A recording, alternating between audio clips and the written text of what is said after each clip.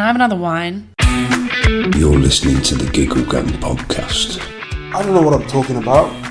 If you want it, just come get it. A Giggle Gang podcast. Just be myself. For fuck's sake. You know, sometimes people pay me to say ridiculous shit, and sometimes I just say it for free. Jesus Christ. You're listening to the Giggle Gang podcast. Oh goodness. Well, most recently Primark, I'm afraid. Okay. I've always been a chain store woman. I probably don't look like a Primark woman. No, you're very fashionable for Primark shopper. No, the top half is from Peacocks. Okay. And the bottom half, I think I've got stretch jeans on from Asda, actually. You're a magnet of fashion. Yes, I love clothes, but I'm also very mean. And What do you mean very mean? Well, I don't like buying expensive clothes. Right. My daughter likes buying expensive clothes. She's Like 20. brand names and Yes, labels. I don't go for all of that. Okay. I find that when I pay a lot of money for clothes, I resent it. So I'm still going to the same shops I went to 40 years ago. But I've also made a promise not to start going to old lady shops. There's a shop called Bon Marché. Okay. Which is for old ladies of my age, and every time I go out with my daughter, she pulls me away in case I walk in there. Really? Yes. Are you tempted to walk in there? Well, because I think I should be going there because I'm the right age for Bon Marché. What is the right age? Can you give me the... Over 50. Over 50. And frumpy. Okay. I am wouldn't over say 50, that you're but I'm not. frumpy. No, I'm not frumpy. But I am tempted to go there. Yes. Also, they're quite cheap. I think as well, you might be the oldest guest that we've had on the podcast. Well, and that's very rude of you. Well, no, it's not, because typically what I found, right, is when I listen to other people's podcasts, okay, and not necessarily at the same level as mine, maybe on an upper level, people that get paid a lot of money to do podcasts, they seem to not interview people in their 20s like myself, because we don't really have a story, if that makes sense. Yes. We don't really have an awful lot to talk about because we graduated school 10 years ago. Whereas you graduated school a little longer than 10 years ago. You've had More a lot than of 40 life. years ago. Yeah, Yes. You've had a lot of life in between. I certainly have. So I feel like now I want to look towards older, more interesting guests that have actually had a life. Yeah. Do you know what I mean? That's true. Yes, I've got a story, but obviously not all of it is for broadcast. Right. Well, where do we draw the line? I'll tell you when you've overstepped the mark. I'll let you know. Well, let's start at the beginning then. Let's go back to where you were sort of born and where you were brought up and how that shaped you. Really? Yeah. Okay. I was born. I was born and have lived in and around London all my life. Really? Always in and around West London, North West London. Right. But I was born I was born in Maida Vale, which in the 1950s. And in the 1950s, it wasn't the trendy area of London that it is now. Right. And so when I was 4, my parents decided they wanted me to speak nicely. Mm-hmm. So we moved out of London to Ealing. Okay. West London, and without going into masses of detail, I've always lived around the area.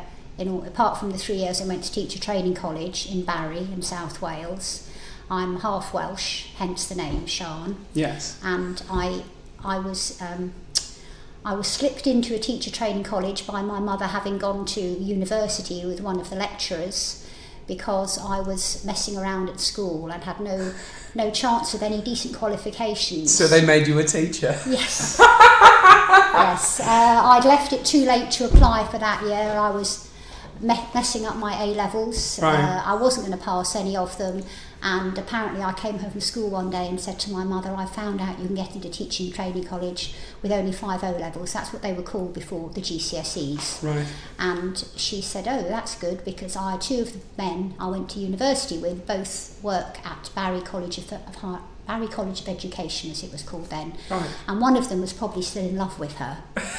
And so she got in touch with both of them, and one of them got me an interview and the other one interviewed me. Really? And I got in. I mean, I don't think I'd have got in if I'd been absolute rubbish, but when I got into college I realised why, because most of the men there were either ugly or stupid or both. So it wasn't very And hard. what were you?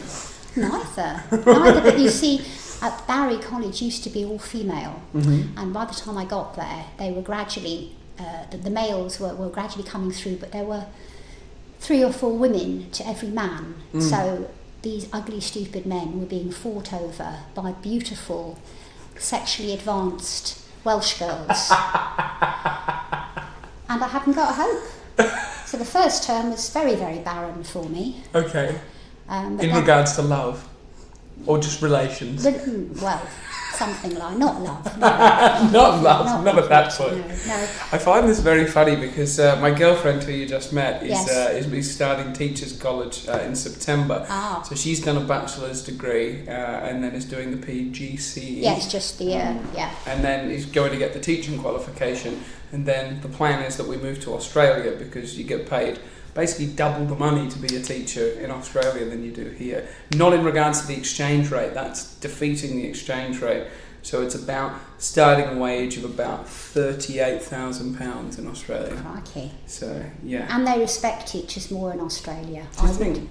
I would hope, Okay. because they certainly don't over here. No.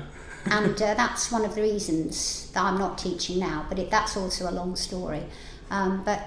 Yes, well, that would be wonderful. I know several friends who's emigrated to Australia and they have a pretty good life out there. It is, Yeah. it's good. Why did I come here, Sian? I don't know. Well, off pod, you did give me some background. Well, I thought it would be better, and I thought my life would be very different when I got here. And it turns out it has been different, but not in the way I expected it to be different, if that makes sense. Well, you met your girlfriend. I did. didn't you? So that's wonderful. That was a win. If Yes. we can say that, that was definitely a win. If I hadn't have met her, I probably wouldn't still be sitting here. She's the only reason that I'm trying to stay in this country. Oh. Otherwise, I would have just gone home. Well, but then she's going to go. She's going to follow you. Yeah. Go back with you to Australia. Of course won't she is. Yes, She's yes. She's won the golden ticket. Yes. She's won the prize that is. But I wanted to talk to you about becoming a teacher. Okay. And the challenging students that you might have come across over the years. Well, my teaching career is strange. Okay. So I'm not that funny. Yes, I. You are funny because you've got such like a very like proper accent as well. Like it just sounds like everything you say sounds like I'd be like, oh yes, I believe every word. Like. Well, that does work quite well on stage. Yes, when I came out of teacher training college, there were no jobs, and I ended up working in an office. So for Okay. 20 years, I worked in an office What? and didn't teach. But it's probably just as well because I wouldn't have been very good. I did teach a couple of evening classes. My subject is English. That's really all I'm good at. So I taught a couple of English classes in Southall, which is a very black and Asian area of West London. So Yeah. it was sort of English as a foreign language, but not quite. But when I got married late, and when I had my daughter, I decided I should go back into teaching, even though I'd barely done it, because it's as most women will say to you, it is in theory it's a good career to have if you've got children. So then I retrained because I hadn't done what you used to have to do a probation year in the old days, and I did a very brief retraining scheme, which was worse than useless. And then started working in in a nursery school, very Okay. very little ones. And at that time, my daughter was 4, so I knew a little bit about little ones. And I did that for a couple of years. Wasn't very good at class control. Couldn't control 3-year-olds. Found it all very stressful. I was always frightened somebody was going to die when I was teaching them. Kids are quite durable though. Like, what's the fear that they're going to die? I don't like responsibility. Okay. That's been all through my life, I don't like responsibility, and that comes through everywhere. And of course, sometimes you have to take responsibility, but in the end, it was all too much for me.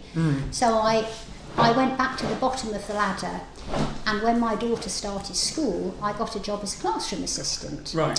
which is less stressful. But Which is that's like a teaching assistant yes, now.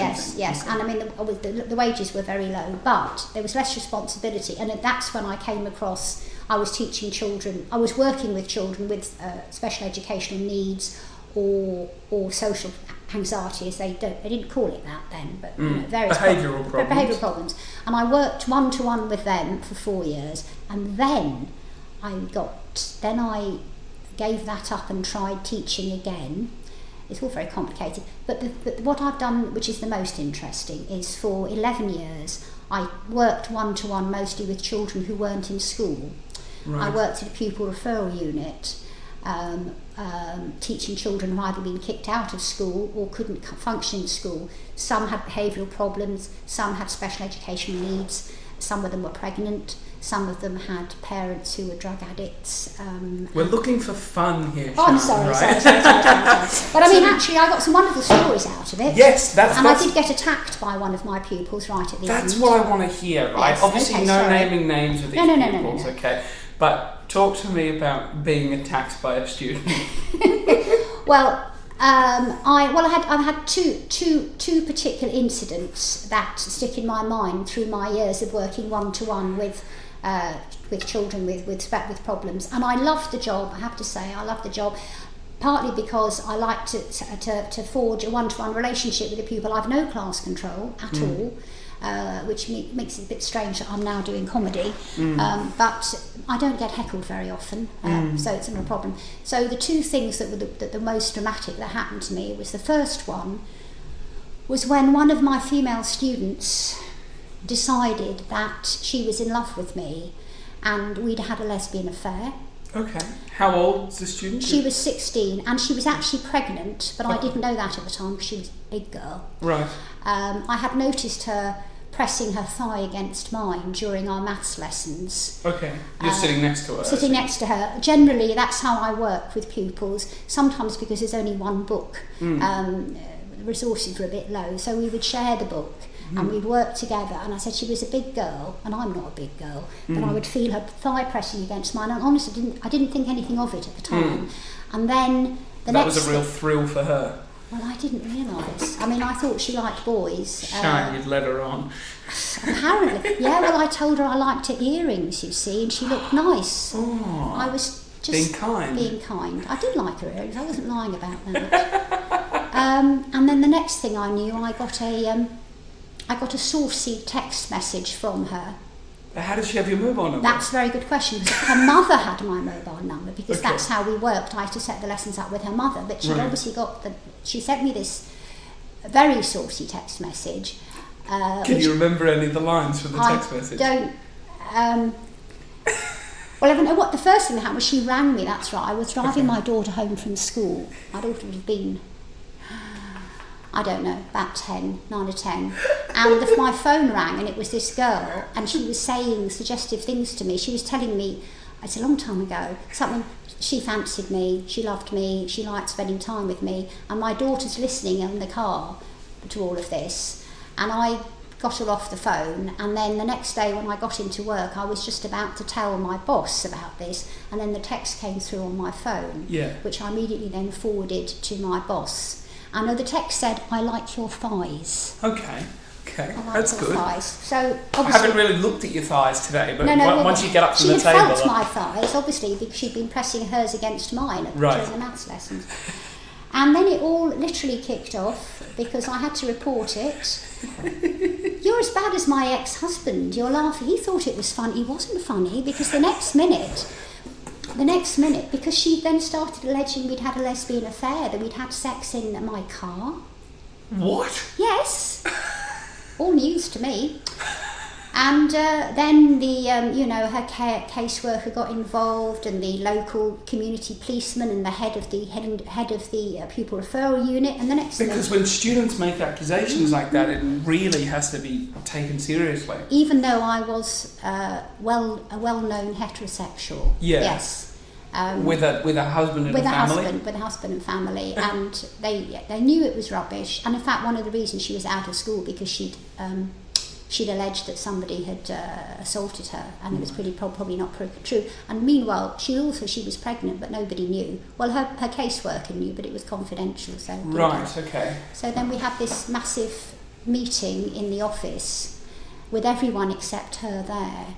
Was her mother there, or someone on her behalf? Her mother wasn't, no, but there were about 6 people that had dealt with her. You had youth worker, her caseworker, her social worker, and then there were several people. How did she have so many staff working for her? Well, the borough that I work for actually, you know, is very good, very good with social care. But the worst part of it was, well, my boss, who was a rather an attractive man at the time, who I quite fancied, he was there too. And then this girl's caseworker read out a detailed statement that this girl had made about what we had done. And it was like being in a porn film and having everyone watching you. It's not funny, Matt, it was horrific. Anyway, I could have lost my job. I could have lost my job over that, but nobody believed it. Really? Nobody believed it, no. So, do you think there could have been, or there could be a possibility, because it really was a he said, she said, did you have to provide evidence to say that it wasn't true, or was it a case that just nobody believed her? What happened was, at the end of it all, I said it was a horrible time for me, but I don't know what's happened to all that paperwork. It's just vanished. No one's ever shown it to me. It was a horrible experience because it was all lies, and at the end of it, it's a long time ago, someone said something like, well, you know, we know we're not sure, we have to go through the procedure. Oh, my union rep couldn't make it that day. Right. I had to do it on my own, but my immediate boss was there, and I said, well, of course you know it's not true, and everyone who knew me said, we know it's not true, but we have to go through the proper channels. They said, now we're going to bring her in and ask her to say again, is it true? Would you leave the room? So they sent me out of the room, and I sat in the room next door with the door closed, and then this girl came in. I have to say she also had learning difficulties. Okay, not extensive, but learning difficulties. And she walked in, and I did feel a bit sorry because I could hear all this. She walked in, there were 8 or 9 professionals standing there, and apparently they showed her this statement or told her what she said, and they asked her to say, was it really, really true? And then apparently she broke down and said it wasn't, and the whole thing collapsed. Okay, so she admitted to it. She admitted that she'd made it all up, and apparently my boss said... Was it an attention thing, do you think? Well, the thing was, I said she was 16, and my boss said it's actually a compliment.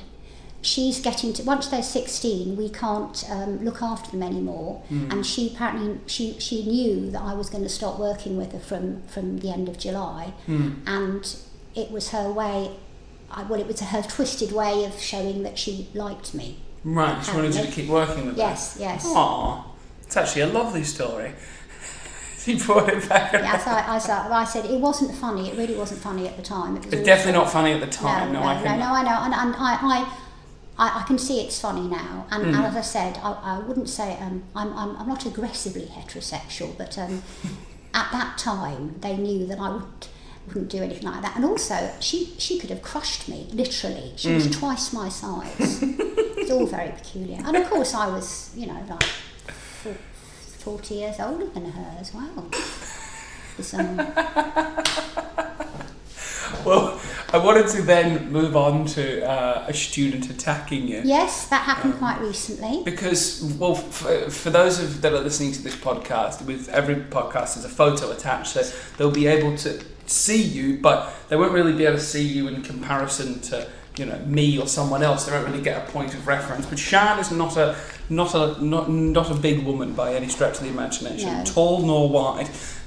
So a student attacking you, you're obviously very unassuming. Your voice is not aggressive, and I assume that's why you probably had issues with class control, because it was always the sort of calm. Do you have a teacher voice? Well, it wasn't a very effective voice. No, not really. But interestingly, Facebook just threw up a memory this morning of a gig that I did 5 years ago, which is when I first started doing my character, Sally. And I was in a very rough pub in Bow in East London.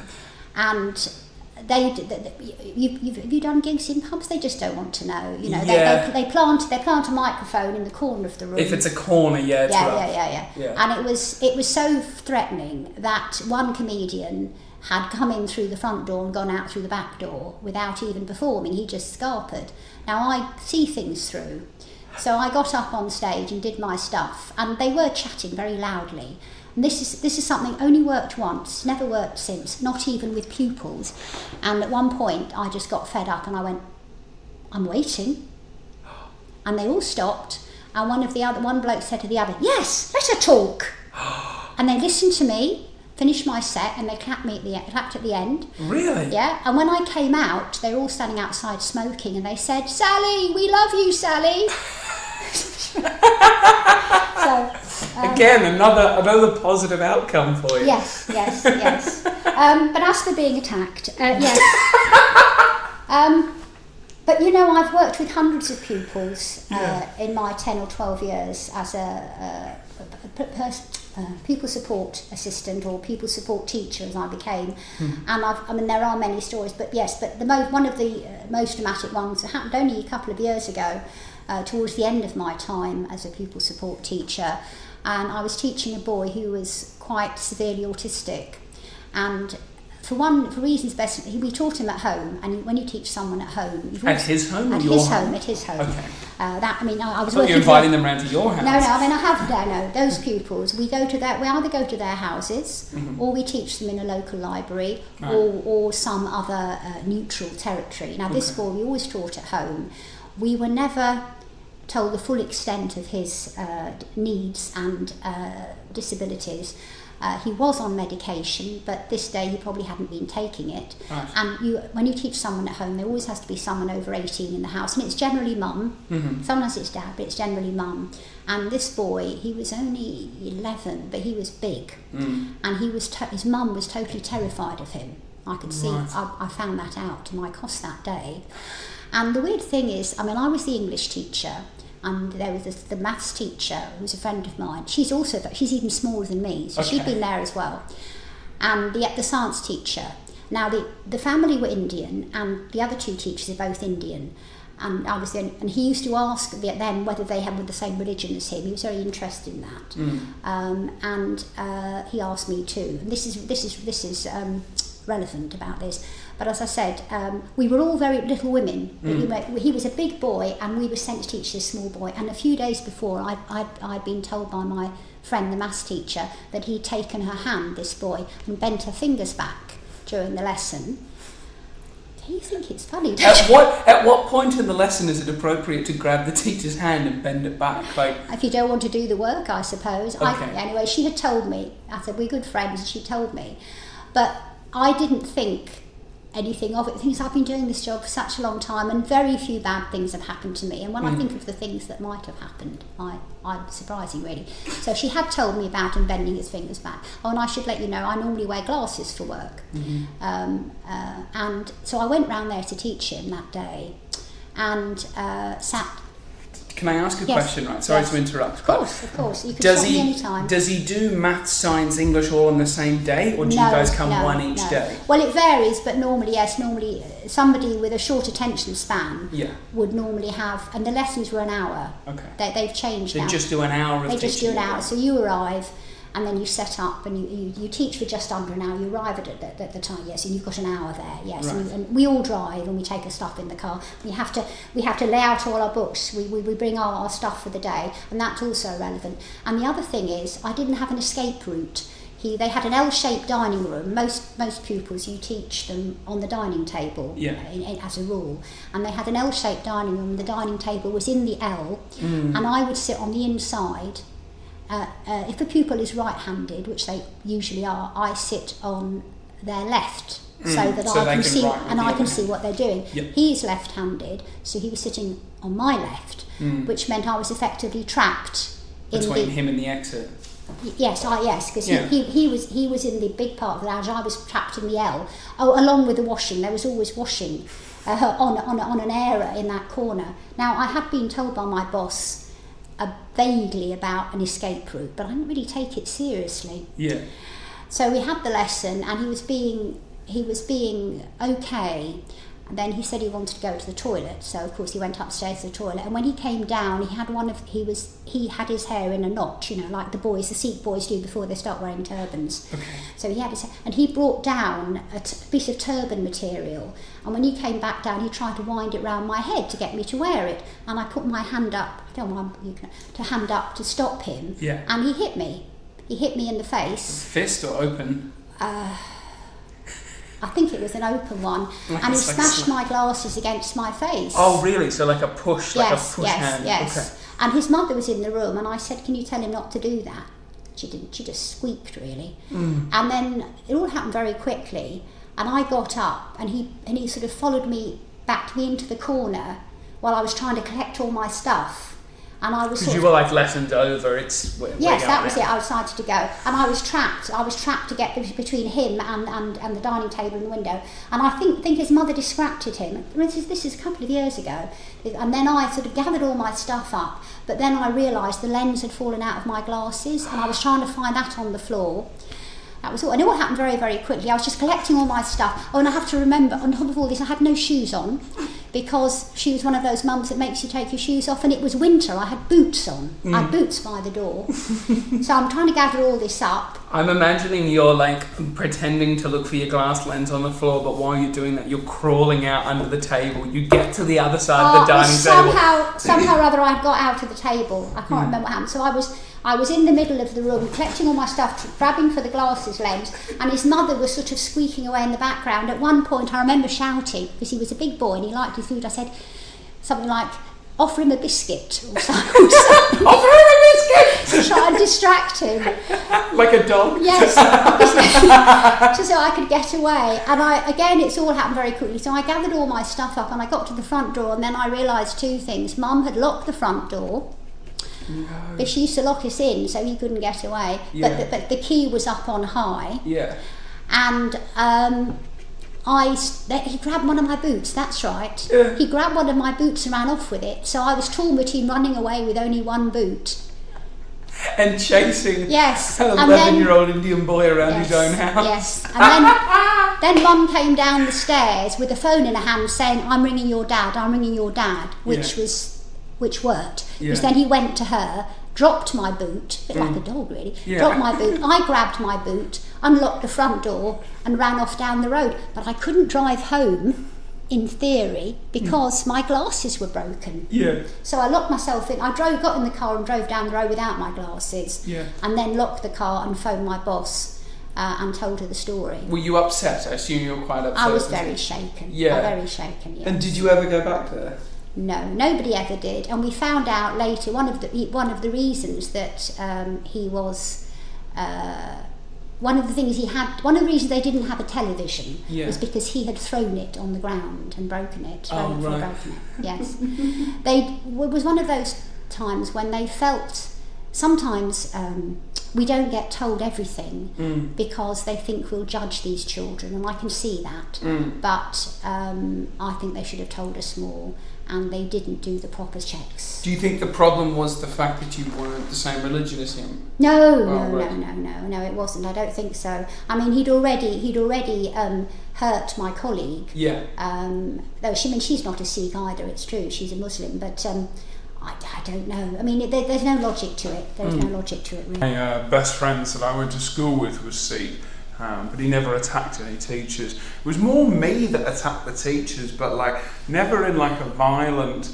Actually, no, that's a lie. I threw a dictionary at a teacher once, and it didn't hit her, but I was just very frustrated. So I've got ADHD, right? I was medicated throughout school. So all these stories, the reason I find them quite entertaining is because I have a lot of my own stories that are probably pretty similar to that. And teachers that contact me, one of them, Mrs. Wilkinson, she won't mind me saying this, but she sent me a message on Facebook about a month ago. She was like, "Matthew, I'm so happy and pleased that you're doing so well in life." And this was the teacher I threw the dictionary at. And all's forgiven. Yeah, I think I told her something to the effect of "Go and fuck yourself, you fat bitch." Before she was supposed to deliver, she'd only just got to the school and she was getting up at school assembly. She'd been there about 8 months and she was supposed to be delivering the speech about how wonderful it's been to come to the school and how much she's enjoying all of the students and having a wonderful time. And I decided to, mouth off at her all these obscenities to the point where she did really like me, and I made her cry. So she was crying like in the assembly hall before she had to go. I don't know. I was just angry. Just angry at her. Just didn't know how to handle my emotions. But now I've come out the other side.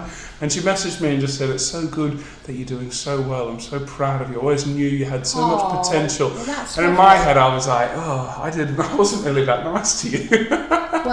Well done, Mrs. Wilkinson, for yes. Personally. Sadly, some of my pupils are in prison. Really? Yes. Wow. There was a boy that I was teaching 15 years ago, and he had quite an unusual surname. And about 4 years ago, I saw in the local paper that he'd stabbed someone, and he was in prison, which was very sad, because I taught him when he was 10, and it proved what some of us did think, that even when we got to them, we were too late. Yeah, that's it. That's interesting. So I was never like kicked out of school. I was suspended a couple of times, but never like expelled, never out of the school, because it was always like minor enough. So I grabbed a kid and smashed his head through like a fire exit. You know the glass on like a fire door that's designed to be like broken in case you have to get out. So basically threw a kid through that door, and it smashed his head through the door. Now that kid, his mother was a teacher at the school, so it didn't really go down amazing. You were amazing. It's amazing you didn't get expelled. That was an awful I managed to talk my way out of that.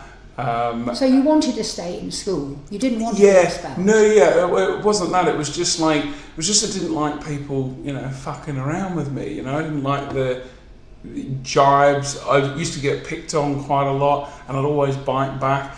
I was extreme. I was a lot bigger than everyone else, and just extremely violent. Here I am in your flat. Yeah, I'm lovely now. You are, but then when I have plenty of experience with. That's right. Maybe I'll attack you now. No. Well, yeah. Your girlfriend, your flatmate, are still here, aren't they? That's yes. Yeah. It's fine. But so.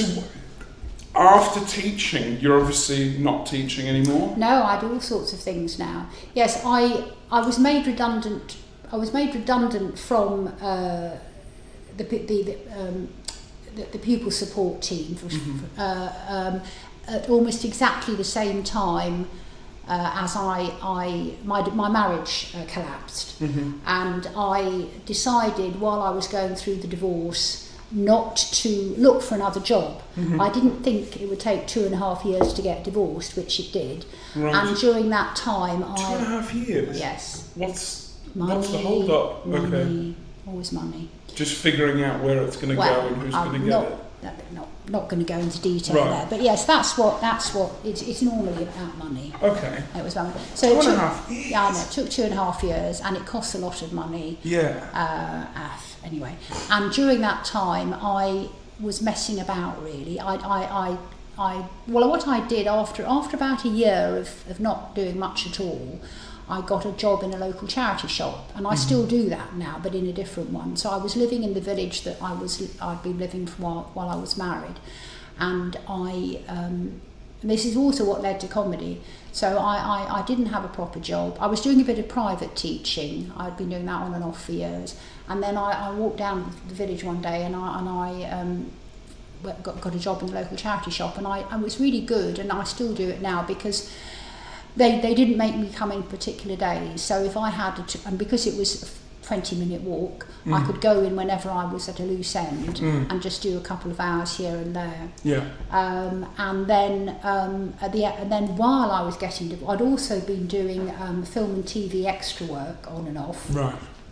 And once my daughter didn't need to be picked up from school, because obviously that limits you to what you can do. Yeah. I'd been doing a lot more of that, and then that led to me doing the comedy, because I saw an advert on a website for a stand-up comedy taster session, right, which was taking place in central London. So I went along to that, and the rest is history. But I will tell you some of the history. But back to your original question, yes, what I do now. I don't have a proper job. I count myself self-employed. So I teach one-to-one after school, so kids would need help with English. You're like a tutor, private. Yes, tutor. I'm a private tutor, and I do that. It depends on normally Monday, Tuesday, Wednesday for an hour after school. I try not to do tutoring towards the end of the week because of gigs. That's why you're here now, because I was like, how is she able to come up and have sort of Sunday, Monday, Tuesday here? But it's school holidays now, isn't it? Yeah. But having said that, whenever because I don't depend on the income.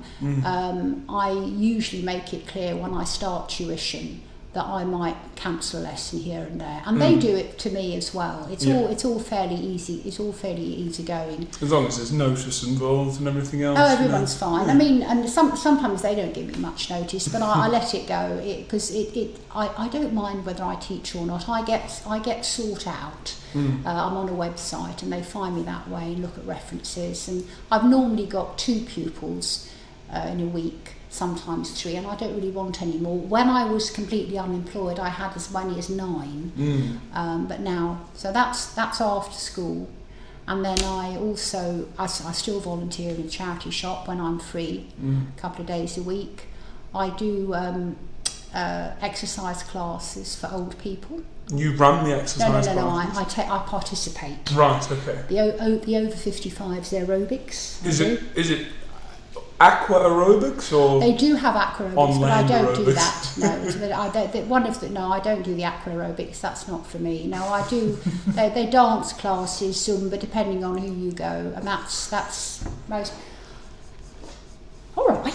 I'm just because I got dragged along to a Zumba class with my mum, right? Oh, and yes, it's a very was mum thing. Yeah, it was women of my mum's age group all doing Zumba, and I really liked dancing. So I did ballroom dancing when I was in school. So I really liked dancing, and I was like, Zumba's going to be so fun. And my mum was like, come along, like there's lots of girls there, and like, she just stitched me up basically because I 14. I bet they like you though. And I was like 18 years old, fresh face walking. I'm like, where's all the girls? And it's just like all these mums.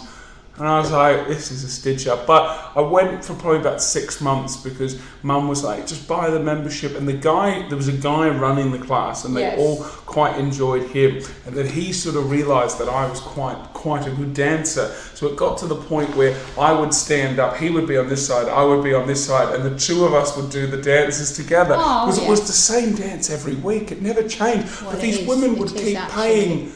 They'd keep paying to come to the class, but it never changed. Well, you say 6 months. I mean, I go to 3 different aerobics classes, and one is specifically called Zumba, but they're all movement to music essentially, and they change their routines every few months. Well, this was it seemed as though it was the same routine week after week. So I was expecting... But you're good, that's why. You see, older people take a while to learn something, and we don't like to have it snatched away from us once you've got the hang of it. Right. Well, we vary. Because I probably learnt the routines maybe in 2 to 3 weeks. I was sort of familiar with what was coming, and he had like a headset, and it would sort of just move along with it. He'd be like, okay, now we're doing this, and you're like, now we're doing this. Like it was that sort of thing, and I was like, this is fine. I was like, when are we going to learn some new dances? And he was like, oh, why? He's like, they're quite content to come and just do the same, and once they know it, they feel more confident doing it, and it's more exciting to come. He knows his audience. But I was just desperate for variety. Of course, I was like, it wasn't for you. No. No, but I'm sure they like looking at you. Yeah, it was. It was definitely a thrill. It was a thrill for them. After that, I went away and put on a load of weight, and I've ballooned out, and then I've come back down, and now I'm ballooning out again. I'm just a mess. Weight's always been a struggle. You've got a lovely face, though. A beautiful face. And a lovely smile. Yes, you have. Thank you, Shana. We're just going back and forth and doing compliments. You need to boost me up tonight to beat the frog. Absolutely. Well, how do you go being on the comedy circuit a mature woman? Well, I'm not alone. I know nearly all the mature women. You can count them all on one hand. I know certainly all the London mature women. Okay. I know nearly all the London. Nearly know all the London women over 45, let's say, and there are a couple that are over 70. Wow.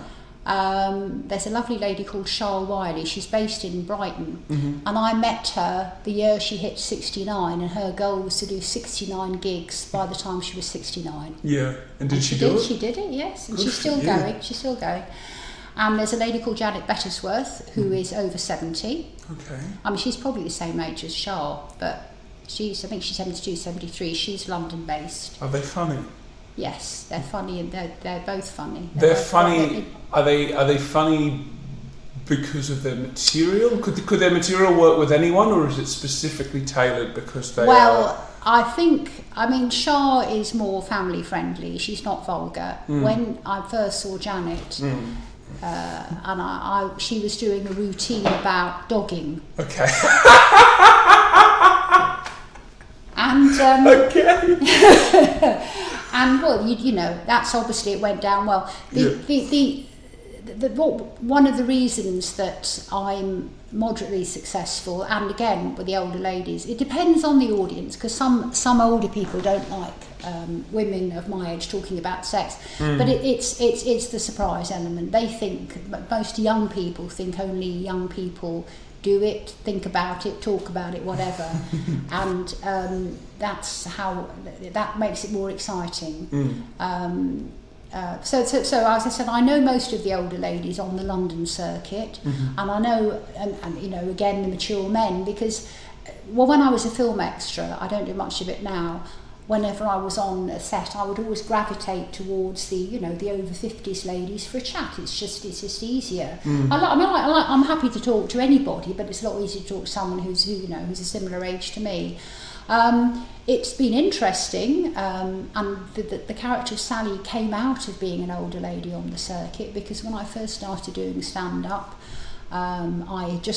I was going through my divorce, but I had started dating again and doing internet dating, because that was, and it wasn't so much. I think Tinder existed then. But are you on Tinder? No, I'm not on Tinder. Okay. But were you ever on Tinder? No, but there are similar things. But Tinder, I went internet dating, not phone dating, because I didn't even have a phone. I had the internet, I think, when I first. Right. This is 2012. Okay. 2012. Yeah. Yeah. So I didn't have Tinder came out in 2012, I think. Right. Yeah. Well, I was doing Match.com, which was and Plenty of Fish and things like that. You were on Plenty of Fish. I know that the men on there are awful. Yeah, Plenty of Fish is like, even if you're a young gentleman like myself, you wouldn't go on Plenty of Fish. No, of course you wouldn't. I mean, it's awful. It's horrible. But it's free, you see. I mean, one of my favourite pictures on Plenty of Fish is of a man standing next to his front door with a pile of rubbish at his feet. And what was the selling point? Well, none. I mean, but there's some of the. And now I'm on dating apps on the phone. But going back, so at that time I did a routine about what it was like to be over 50 and dating again, and I was quite crude and quite honest about it. Okay. And it worked for quite a while, but everybody was talking about internet dating. Yeah. And so when I've been doing it for nearly a year, I had an appallingly bad gig where nobody laughed. And that's always when you start to rethink things. And even though it was horrible, it pulled me up short. And I had previously been at a gig where the MC had introduced me as his comedy mum. Because he's about 18, I think, this boy. And that planted a seed in my mind. And also I'd been to all these open mics. And in those days, the young males, the young white, middle class, mostly males of London, would just talk about sex on stage. Now it's more about politics. Very interesting how it's shifted in the past 5 years, because I went back to an open mic recently to see what I should be parodying. And it was very different. And I can't talk about politics at all. I know nothing. So I developed this act where I was the mother of a stand-up comedian. So I wrote down all the things that the young men were talking about. And again, this is 5-6 years ago. And I wrote a list, and I pretended that my son was ill and couldn't make the gig, and I'd come on in his place. And I had his notebook, and I'd read out all the things that he'd written, and then talk about him, and also talk about me and my husband Roger. But over time, Who's all made up? You don't have a son or a husband? I don't have a son. I've got a daughter. Yeah. But Roger comes out of being married. Right. Okay. I'm not married anymore. Right. No, Yes. No. And your ex-husband's name is not Roger. No. But the name Roger is just so funny. Yes, absolutely. And Johnny has also got a sexual connotation.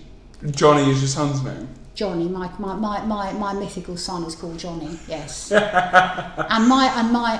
For Australian listeners, a Johnny is what English people call a condom. Continue. Yes, and also my stage name is derived from. That's a mixture of a pun and a poke at my ex, because I decided to use a different name when I was doing this character. She's me really, but I gave her another name, and a Sally means a joke, you know. And also at that time, my ex-husband was with a lady called Sally, and then I had to give her a surname, and I made her Sally Firth, as in Sally Forth. There was a pun on, to go forward. Sally Forth is an English expression meaning to go ahead and do something. Right. I went out, I sallied forth. So okay. That's why she's Sally Firth. So that's that, you see. So I started doing Sally about 5 years ago. Okay. Yeah. Well, I wanted to get into, obviously you've done some material about dating, and I don't want you to obviously do your material, but I want to sort of understand, because I didn't meet my girlfriend online, right? We met at a comedy night, she met me outside, she watched my set, I bombed, she came up, she made fun of me because I had bombed, and then said to me, oh, we'll have to see each other again, and I'll give you another chance to do the jokes properly. Because I said the reason that I bombed is because I was so distracted by her beauty, meeting her earlier. Aww. And then because I was talking to her and then I was called on stage, so I had to run to the stage. I was very flustered. I was supposed to be practicing, but I didn't practice. I just spoke to her, and then I got up on stage and it just died. Like I was just all over the place. I was looking at my notes. I was just talking to people. It was just bad. So that was how we met. It was all very organic. Neither of us were looking for relationships. I wasn't being like, oh, I'm going to find a girlfriend. That's I wasn't lovely. on any online dating app, anything. So tell me about what it would be like to date as an older woman, because as a young man who typically the dating apps are designed for, I don't think anyone's being like, oh, online dating is so fun. No, it's not. I don't like it. But it's the way things have gone. And who are the type of people that are still there? Because there's a thought that maybe once you get to a certain age as women, and sometimes women in their 30s will say this, that all the good men are gone now. Well, of course, if you're over 50, there are men who've just got divorced. You almost get a second chance. Yes, and in some cases they've been married twice. Yeah. And I don't want to get married again, so that doesn't put me off. But yes, in fact, I want to meet a man I prefer to meet a man who's divorced. Okay. I don't. What's the thinking? It's very complicated. This is only me. Yeah. I'm divorced and I've got a child, a grown-up daughter. I would rather meet somebody who has been through similar life experiences to me. Okay, that makes sense. If I went out with somebody who'd never been married or never had children, I even if we had lots of other things in common, it doesn't appeal to me. I mean, I have tried it, and I try and steer clear of widowers. Okay. Because they have unrealistic expectations, and one of them cried all the way through dinner. You took him out for dinner and he cried? About his wife or about you? No, about his wife. Okay.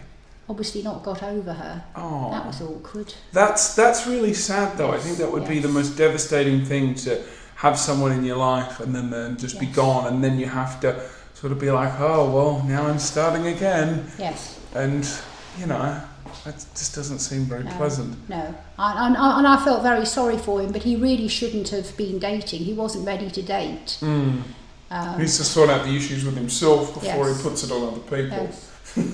Here's me giving advice to a widower. Yeah. So the sort of men I have met, a lot of men through internet dating.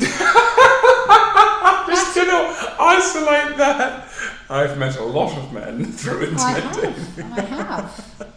I wouldn't, and 10 of them I've met at the same pub in Denham in West London. Really? And is it your favourite pub? No, it's just for some reason it seems to work. It seems to be a halfway point, because that's the received wisdom, certainly for somebody of my age, is you meet at a halfway. For the first time, you meet at a neutral halfway point. And I the other day I did it again, and it was like the 10th time I'd met a man there.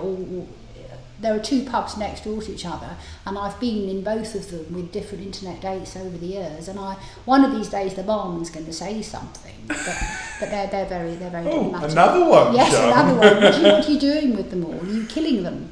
So what happens on these dates, and for one reason or another, it obviously doesn't progress? Usually I'm not attracted to them. Okay. Sometimes they're not attracted to me. Really? Well, I'm sorry, I mean that's why I'm putting it. That's not. I'm not bigging myself up. I'm saying in general, that's why it doesn't work if I'm not attracted to them. But of course, sometimes they're not attracted to me, Okay. and sometimes we just know it's a waste of time, and that's why most of my dates are in the daytime, because it's awful to arrange to meet somebody at 8 o'clock in a pub. 8 o'clock in the morning? No, in the evening. Oh, right, okay. Yes, that's how I used to do it. I'd meet them for a drink at 8 o'clock. Yeah.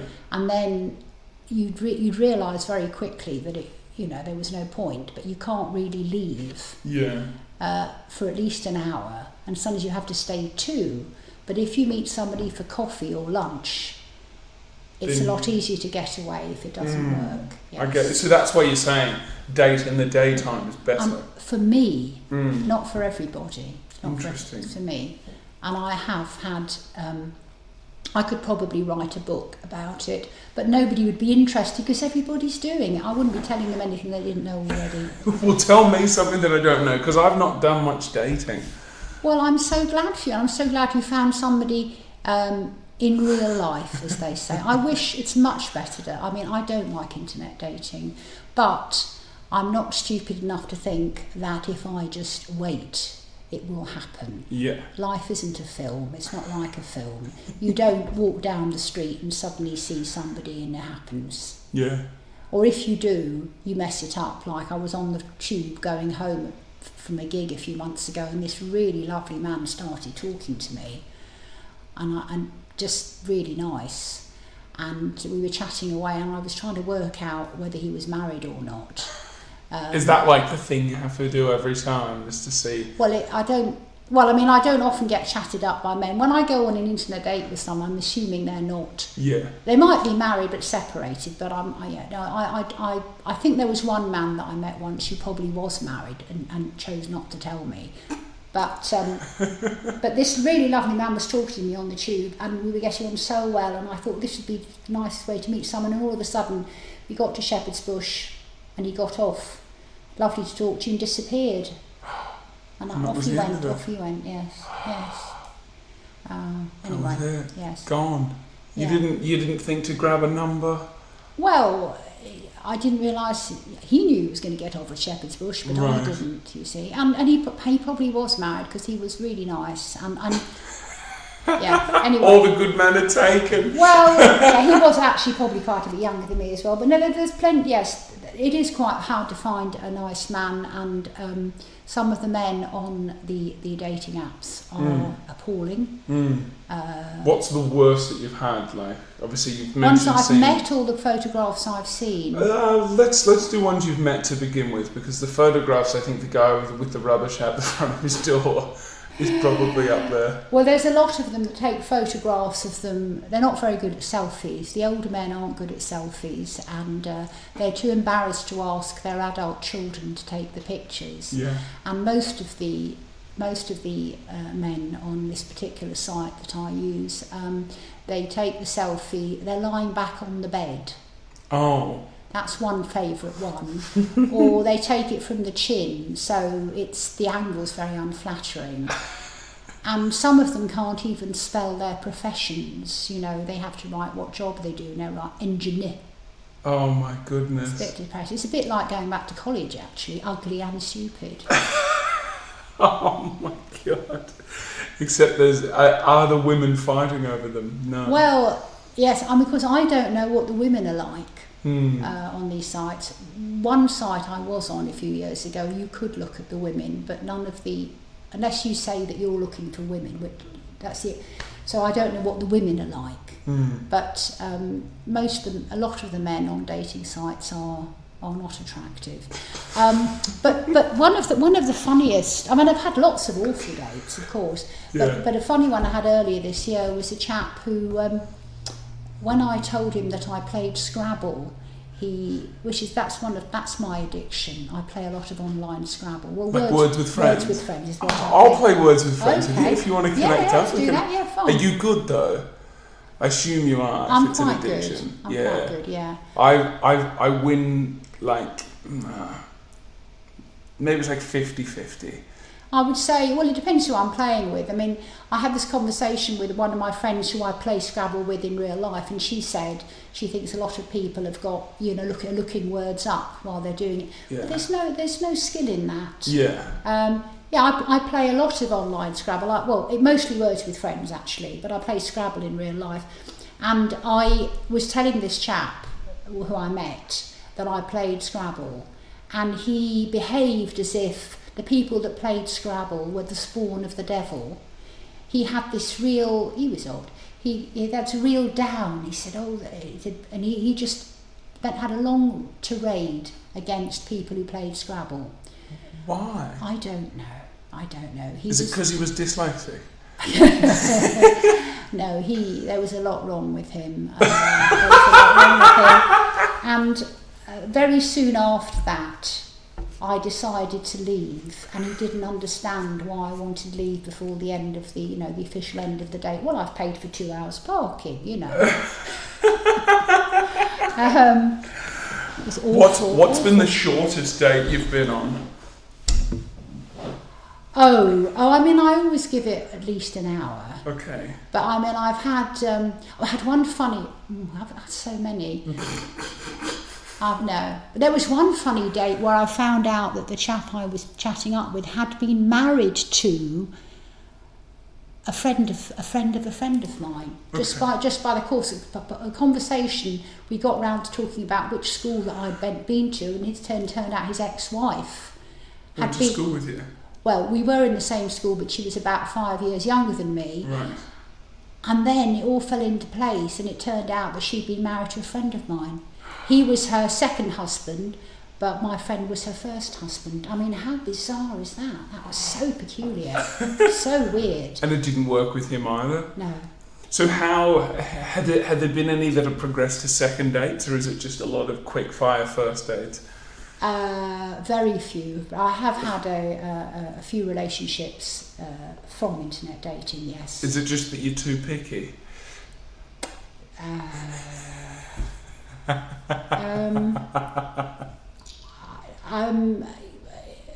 In most cases, yes. I'm almost lost of words. I mean, there are some things I can tell you, some things I can't.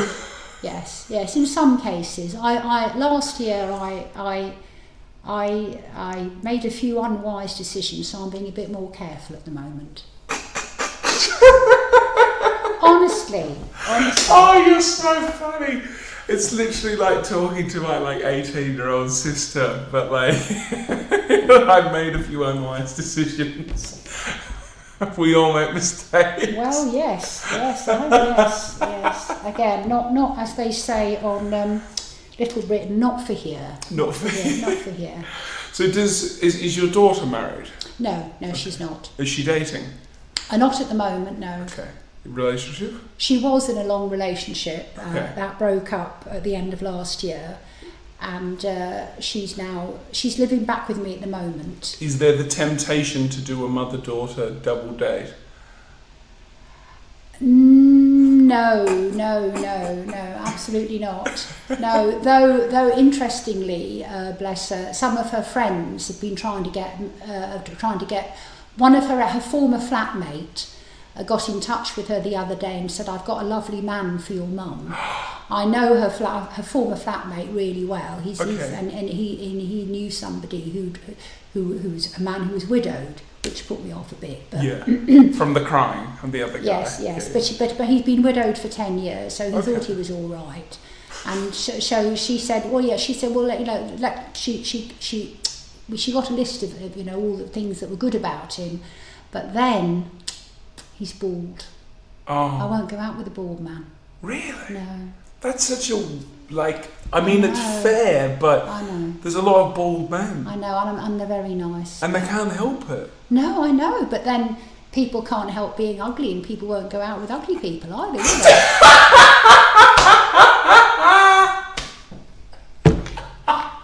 That is the most classic line of the whole podcast.